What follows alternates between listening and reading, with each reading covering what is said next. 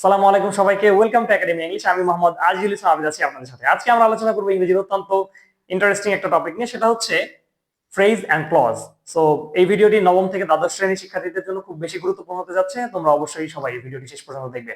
So আর কোনো কথা না বলি আমরা ভিডিওতে চলে যাই। তো প্রথমে আমরা আলোচনা করবো কি নিয়ে? ফ্রেজ নিয়ে। ফ্রেজ কাকে বলে? ফ্রেজ হচ্ছে আ গ্রুপ অফ ওয়ার্ডস, একগুচ্ছ শব্দ। মানে একগুচ্ছ শব্দ যদি পাশাপাশি বসে একটি অর্থ প্রকাশ করে তাহলে সেটাকে আমরা ফ্রেজ বলবো। কিন্তু এখানে একটি শর্ত আছে। সেই শর্তটা হচ্ছে এই শব্দগুচ্ছের মধ্যে কোনো ফাইনাইট ভার্ব বা সাবজেক্ট থাকতে পারবে না। যদি একগুচ্ছ শব্দ থাকে এবং সেটা যদি একটা মানে সম্পূর্ণ মনের ভাব প্রকাশ না করলেও একটা অর্থ দাঁড় করাতে পারে, তাহলে সেটাকে আমরা কি বলবো?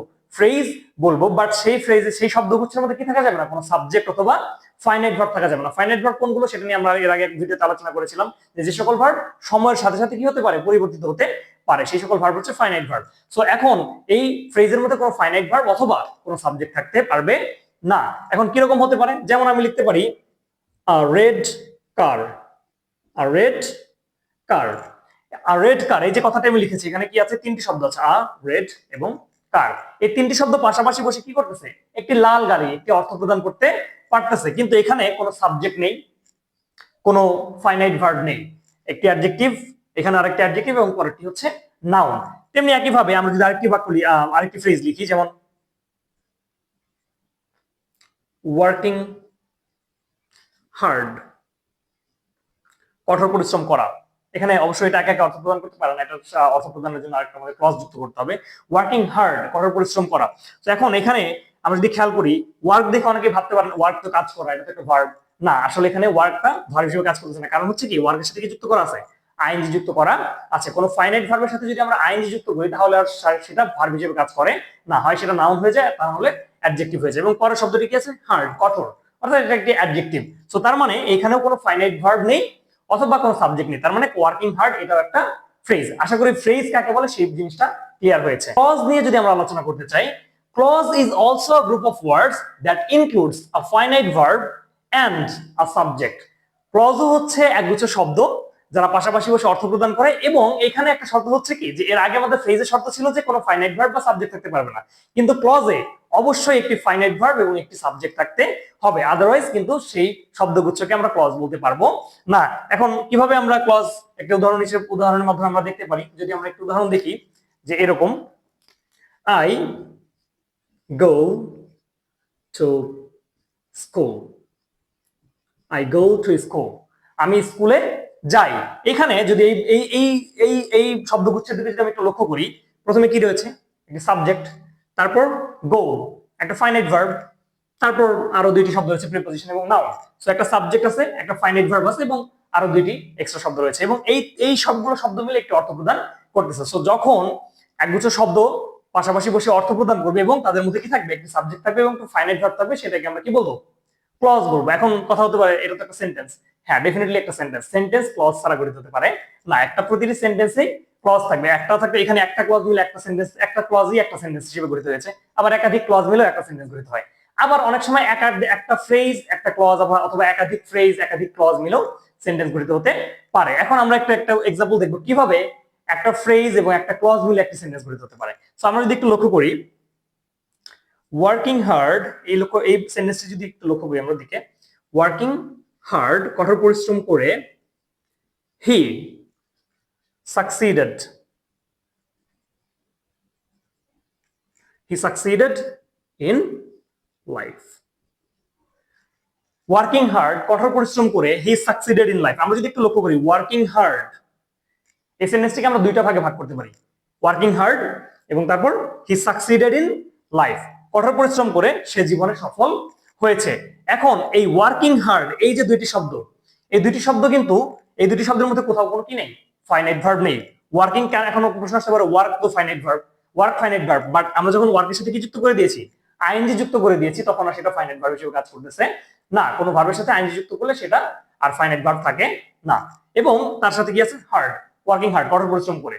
সো এই দুইটা শব্দ মিলে অর্থ দাঁড় করাচ্ছে, বাট এখানে কোনো সাবজেক্ট বা ফাইনাইট ভার্ব নেই। সো এটা একটা ফ্রেজ। এবং পরের অংশটির দিকে যদি লক্ষ্য করি, হি সাকসিডেড ইন লাইফ, সে জীবনে সফল হয়েছিল।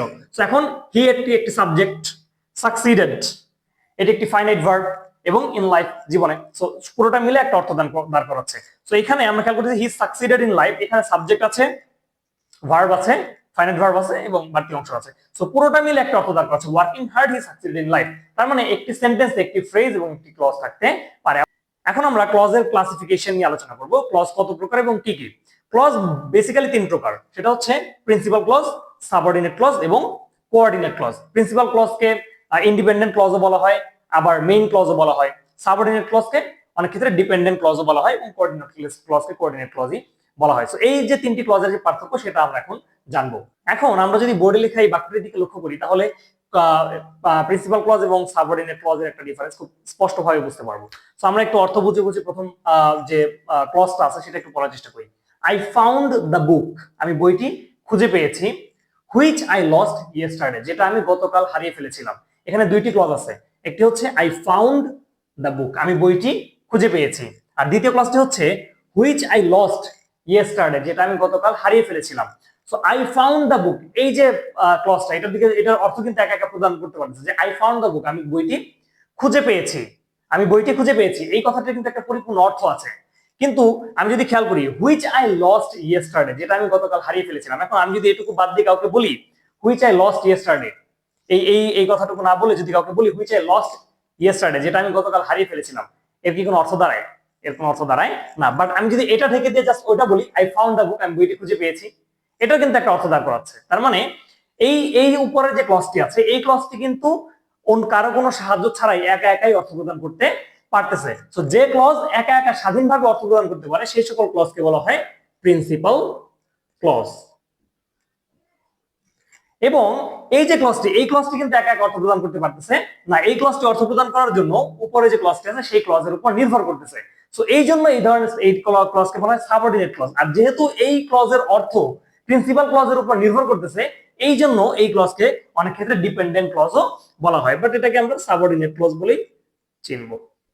সাবঅর্ডিনেট ক্লজ অর্থাৎ যে সকল ক্লজ স্বাধীনভাবে একা একা অর্থ প্রদান করতে পারে সেই সকল ক্লজকে বলা হয় প্রিন্সিপাল ক্লজ, এবং যে সকল ক্লজ স্বাধীনভাবে একা একা অর্থ প্রদান করতে পারে না সেই সকল ক্লজকে বলা হয় সাবঅর্ডিনেট ক্লজ বা ডিপেন্ডেন্ট ক্লজ। আশা করি সাবঅর্ডিনেট ক্লজ এবং ডিপেন্ডেন্ট ক্লজের পার্থক্য বোঝা গেছে। বোর্ডে লেখা এই বাক্যটির দিকে যদি আমরা লক্ষ্য করি তাহলে দেখতে পাবো প্রথমে যে ক্লজটি আছে সেটাতে লেখা আছে he worked hard, he worked hard, সে কঠোর পরিশ্রম করেছে, and he succeeded in life, এবং সে জীবনে সফল হয়েছে। হি ওয়ার্কড হার্ড, এখানে সাবজেক্ট আছে work, he subject, work finite verb. So subject আর ফাইনাইট ভার্ব আছে, ডেফিনেটলি এটা একটা ক্লজ। এখানেও নিচে আমরা খেয়াল করতেছি he succeeded in life, subject আছে, ফাইনাইট ভার্ব আছে, ডেফিনেটলি এটাও একটা ক্লজ।